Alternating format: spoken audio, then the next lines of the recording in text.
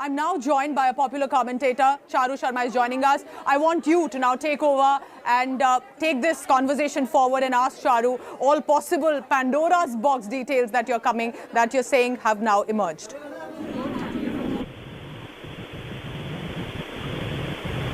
Hi there. If you guys can hear me.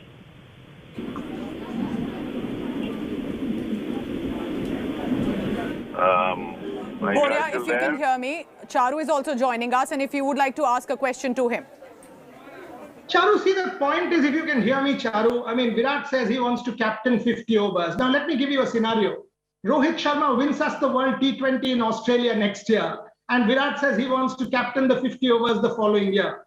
How does that even work? How does that even work for the board? How does that even work for the team? Your thoughts?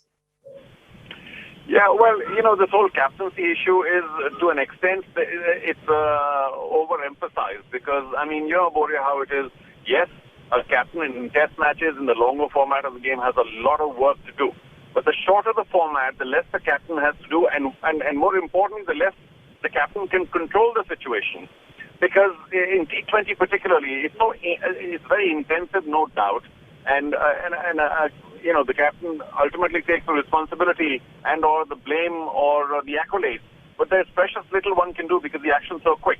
So I think in many ways, although in, say, the IPL and what have you, it becomes a big deal to be a captain. But internationally, being a T20 captain is no joy. And I think Kohli has discovered that with time. Yes, there is the World Cup this year, and he's hoping that he'll end on a high. But I'm sure that a younger person would have enjoyed it a lot more. I know you talk about Rohit, and he's in fact older than Virat Kohli, so perhaps you'd go to a younger person. But I can see why Virat will say, listen, this is not good value for money for me because there's too much responsibility and too little that I can do. So I'm quite happy to stay with the test matches in terms of captaincy. But India does now need to look for a new line of captains, younger captains who still enjoy T20 and will enjoy the new concept of a leadership because both, as I say, Rohit has also captained plenty of T20 teams. They should get somebody else now. Interesting thoughts, Pooja. Interesting thoughts, but if this is a way to sort of reduce pressure on yourself, focus on other factors, I don't see that happening. Actually, I honestly don't see that happening. If Virat ends on a high, imagine what Rohit steps into.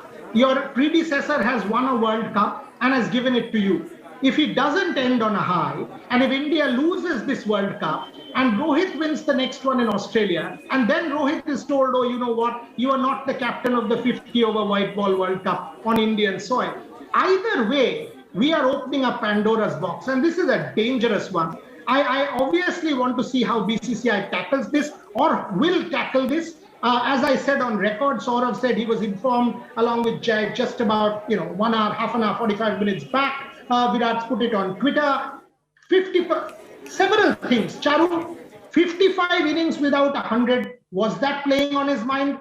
Clearly the team was doing well. We made the finals, but we've not won an ICC trophy under him, including the WTC. You think the fact that he wasn't getting the 3-figure mark, which he was getting in abundance at least 1.5, 2 years back, was that playing on his mind? Why do you think the decision has been taken now? What prompts this now?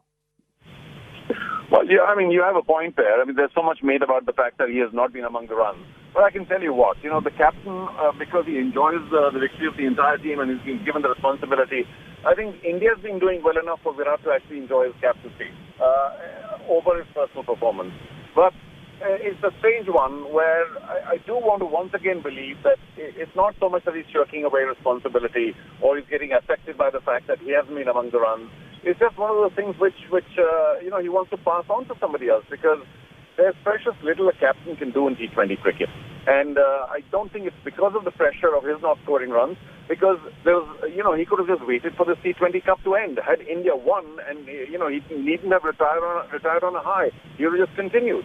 But I don't think he essentially wants to be a T20 captain of India because there's so many other people who play only white ball cricket or are white ball cricket specialists. And Kohli would still like to end because he's been getting a lot of, should we say, applause and accolades on the fact that he is almost single-handedly championing the cause of cricket in our part of the test cricket in our part of the world. And maybe he's been affected by that. That, listen, the ultimate accolade is in Test match cricket. And T20, you know, we play a bit here, play a bit there. I'm not suggesting it's hit and giggle, but I don't think he's attaching his equity as a captain or as a player in T20 internationals.